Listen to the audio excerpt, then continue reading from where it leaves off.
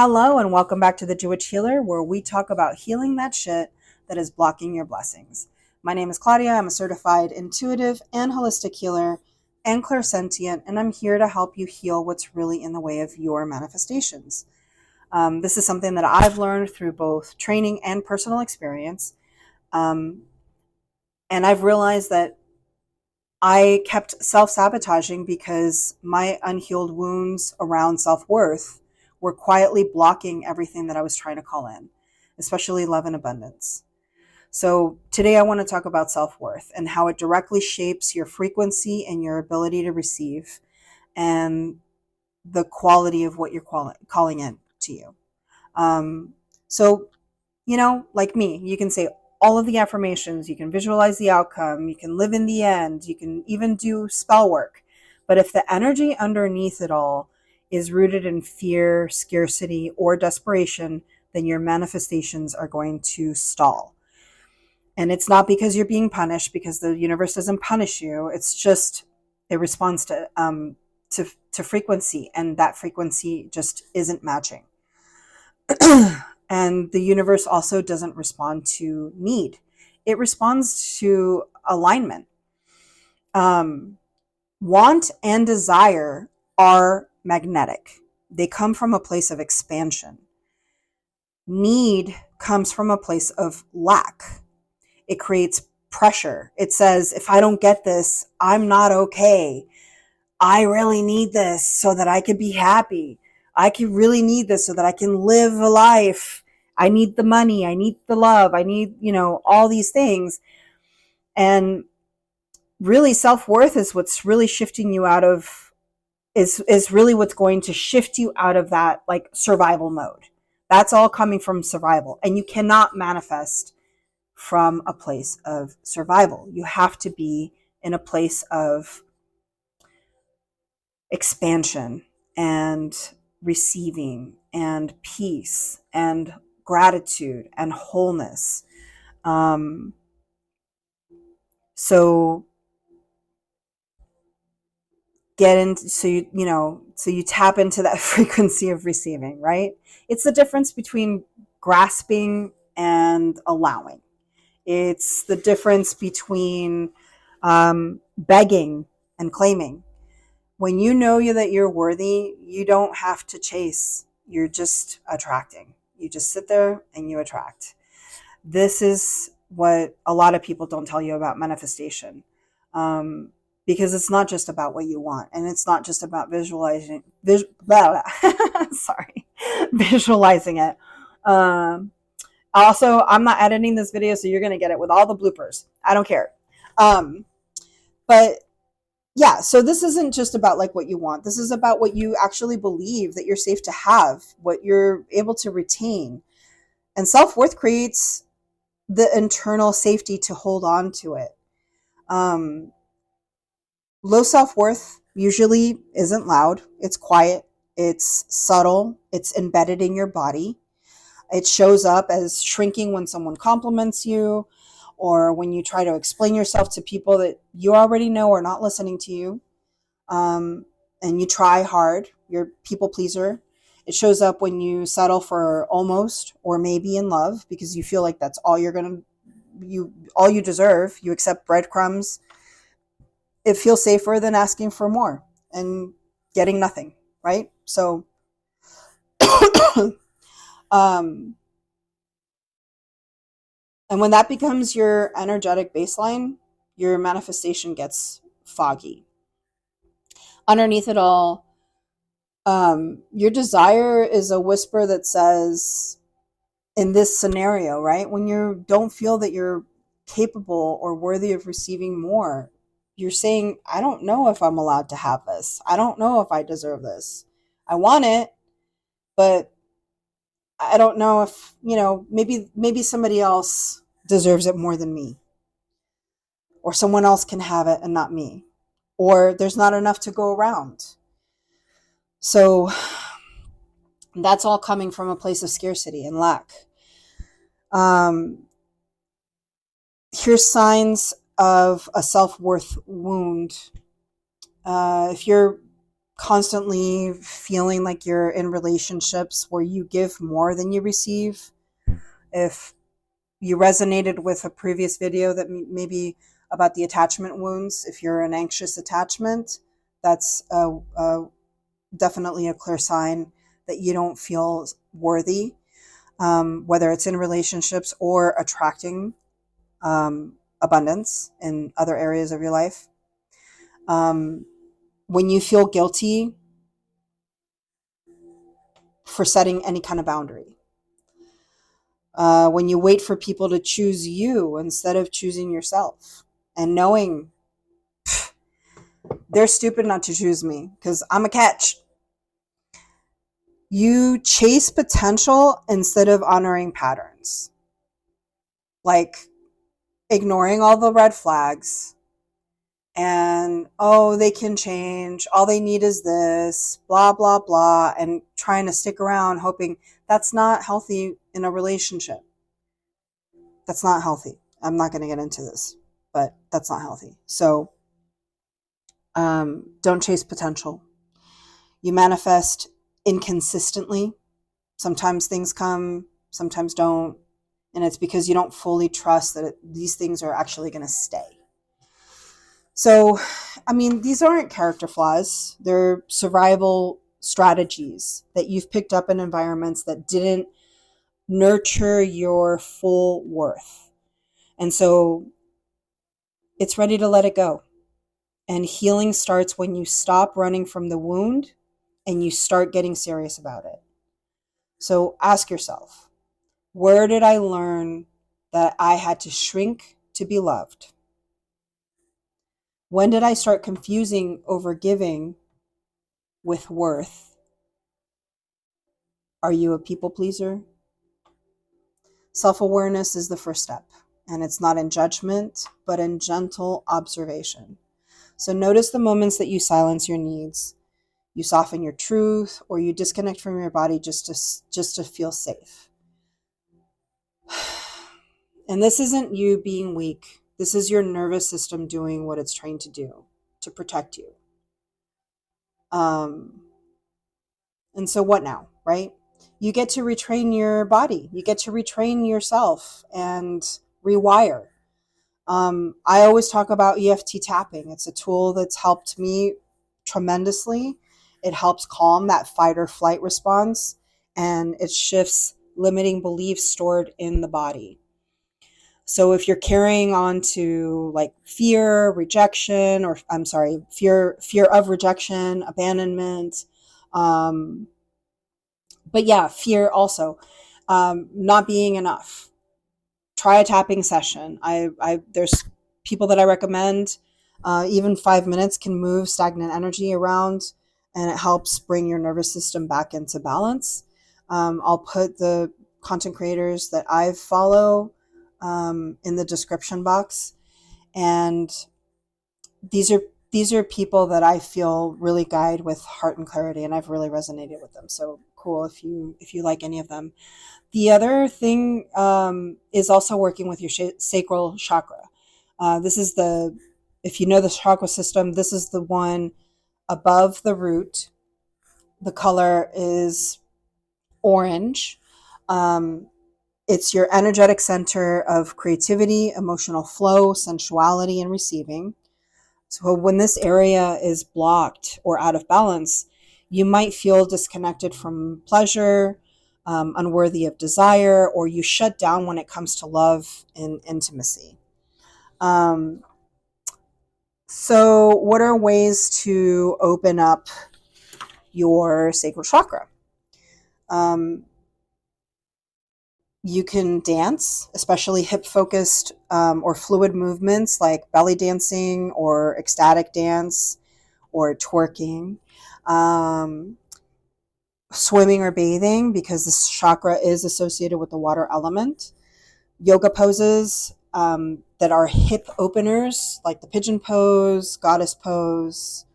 You can reconnect with your emotions and allow yourself to fully feel by crying, laughing, screaming into a pillow, going to a sound bath that also includes like primal scream.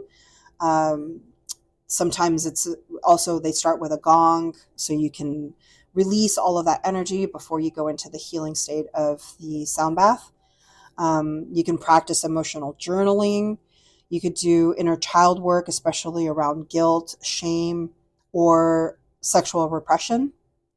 You can stimulate your creativity if you're one of those people that love to paint or write or sing or sculpt.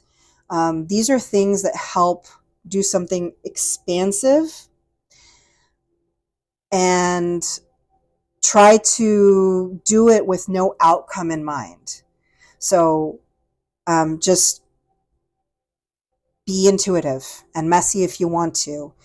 Do something that's not focused on perfection, because you want to let that creativity just burst out and flow without any kind of judgment. It's a therapeutic thing. So you can throw it away afterwards, or discard it, or don't record your singing, or whatever, or write something and then burn it. But just do the things that are going to just activate and allow for that chakra to flow. You can also heal through pleasure, because that chakra is associated with sensuality and pleasure. You can do things that feel really good, like eating really, really good food or some beautiful scents. But you can also activate it by self-touch. Make a date with yourself. Burn some candles, put some music on, and have a little glass of wine or whatever it is that you toke, and just enjoy that moment with yourself and activate it. Do it without guilt. Self-pleasure is amazing, and you can also do this with your partner. Conscious intimacy with a partner can actually really deeply awaken that sacral energy. You can do stuff like sitting across from each other, holding each other while you're looking into each other's eyes, activating the kundalini, doing things that are not just around sex, but it's around actual intimacy. And that helps activate as well. You could also go to an energy healer and get a chakra balancing. You can meditate on the color orange, and maybe around having a glowing ball spinning around that lower belly area underneath the belly button. I'm also including, like I said earlier, a meditation at the end of this video if you want to do that. Also, essential oils like ylang-ylang, orange, jasmine, sandalwood. You can chant. The sound for the sacral chakra is VAM, V-A-M. Excuse me. Affirmations for the sacral chakra are: I allow myself to feel pleasure and joy. I am a creative, sensual being. I trust the flow of my emotions. I deserve to feel good in my body. And as I mentioned earlier about eating foods, also eat foods that are orange in color, because it's associated with the color orange. So mangoes, carrots, sweet potatoes, oranges, papaya, and of course staying hydrated. That's a given at any time, but because this is also connected to the water element, making sure that you have your intake of water for the day helps keep that chakra in balance. So tapping and energy work aren't the only paths. You can also do some baby steps and be conscious of your everyday actions for yourself, right? You can begin by pouring energy back into yourself through small intentional choices. Just by maybe taking a nap when you're tired. Even if there's something more to do, like taking that time for yourself and saying, you know what, I'm going to set aside 20-30 minutes to take a nap, and then I'll get to it. And that's okay, because then you're pouring water back into your cup, so to speak, before you give, right? Eating something nourishing, like I was saying before. And sometimes it's just because, like, and I say nourishing because,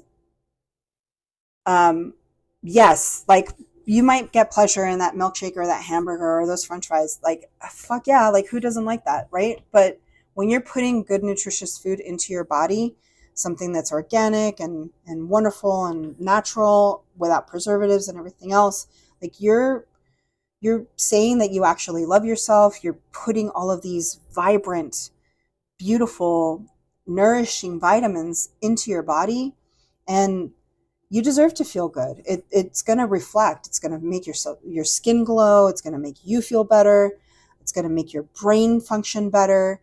And I'm not here to replace any kind of medication or whatever, but it does help with mental health also when you're eating organic and you're eating really good foods.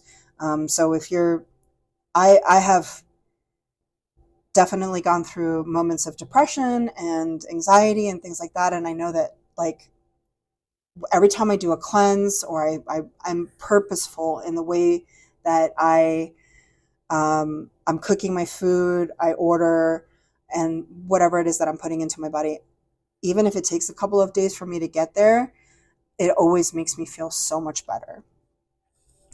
Be true to yourself. Instead of saying, I'm fine, when you're not, just sit with your emotions and figure out where that's coming from, and then do the work that's associated with those feelings that you're having, and try to figure out where it sits in your body, if it's in your chest, things like that. Speak your truth in small moments, even when your voice is shaking, even when you can't find the words and you just don't know. Sit with it for a minute and try to communicate. Be honest with yourself too. If you're in a relationship and you want to communicate with your partner, do that. Take a moment. Speak your truth also. Don't take less than what you deserve, even in common circumstances, even in day-to-day moments. Show up for yourself, These aren't like surface level fixes. These are ways of recalibrating yourself. These are ways of rewiring, so that every time that you're choosing yourself in small and sacred ways, you're actually rewriting the story within your body that it's been holding on to. So remind your system and say, I am safe. I am enough. I belong to myself now. And if you're navigating in a relationship with another person, setting boundaries is also a really wonderful way of healing, because it's not a wall. You're actually saying, I've worked too hard to heal to let anything in that confuses my peace. And you don't owe anyone your energy. Protecting your space is how you show your inner child and your future self that you're finally choosing you. And that's also balancing in a relationship, because if you're pouring into yourself and loving yourself, then you're also allowing for that person to step up and show you that they respect you the same way that you respect yourself, and they love you the way that you love yourself. You're setting that standard in the relationship as well. So this is a reminder that you can heal. You don't have to keep repeating the same emotional story. You don't have to prove your worth to anyone else. You get to heal. You get to rise. You get to receive. I'm going to say that again. You get to heal. You get to rise, and you get to receive. Okay? You are worth it. You are worth every wonderful thing in this planet. And there is nothing too big. And there is nothing that you don't deserve. Fucking win that lottery. I don't care. Do it. Other people win. Why not you? You can manifest absolutely anything. And you are absolutely worth receiving it because you are a beautiful spiritual being on this planet, just like everyone else. And you're special for being you. So be you. If this message resonates with you, drop a little comment and say, I choose myself and I am ready to receive. So just remember, you're never meant to settle. You're meant to remember who the fuck you are. Okay? And that starts now. Thank you. Hello, and welcome to this guided meditation to awaken and heal your sacral chakra. Take a moment to get comfortable. Sit or lie down in a quiet space where you won't be disturbed. If you have a crystal like a carnelian, orange calcite, or moonstone, gently place it over your lower belly, just below your navel, and let it support you during this healing. So now, close your eyes. Take a deep breath in through your nose, fully expanding your belly, and exhale fully through your mouth. Let's do that again. Deep breath through your nose, into your belly, and out through your mouth. Let your shoulders drop. Let your body soften. Let your mind settle. Bring awareness to your lower abdomen. One more time, deep breath. In through your nose. Exhale through your mouth. Allow yourself to feel that lower part of your abdomen, your sacral chakra, your center of feeling, flow, and pleasure. Now imagine a warm orange light glowing through that space, like a setting sun, or a candle flame flickering in that low part of the body.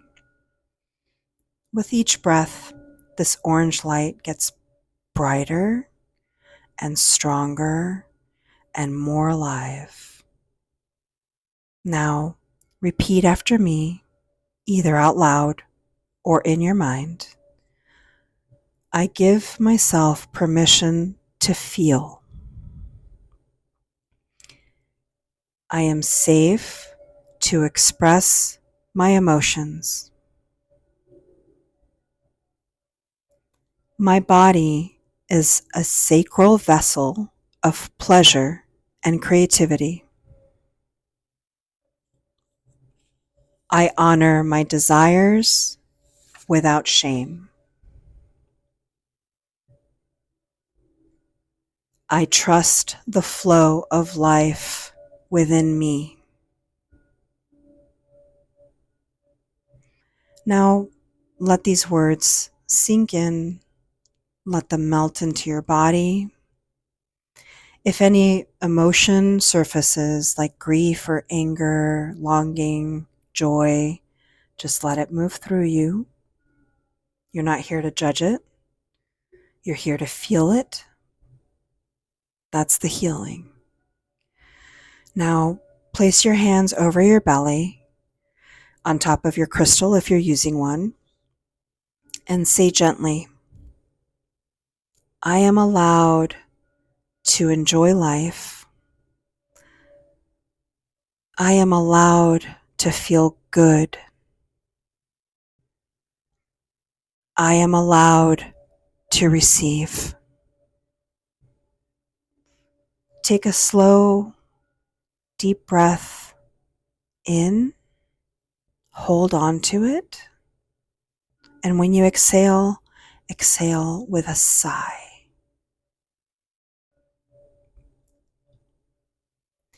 Feel that orange energy spinning gently, flowing like water, clearing away all the residue of guilt, repression, or any emotional stagnation you might be holding on to. Let go of all of the old stories. Let go of the need to prove your worth. You just get to feel. You get to create. You get to receive. Take a final deep breath in and exhale, letting your body absorb everything that it just received. And take a moment to just be and feel all of that gratitude. When you're ready, gently wiggle your fingers and toes and open your eyes. You are safe. You are worthy. You are whole.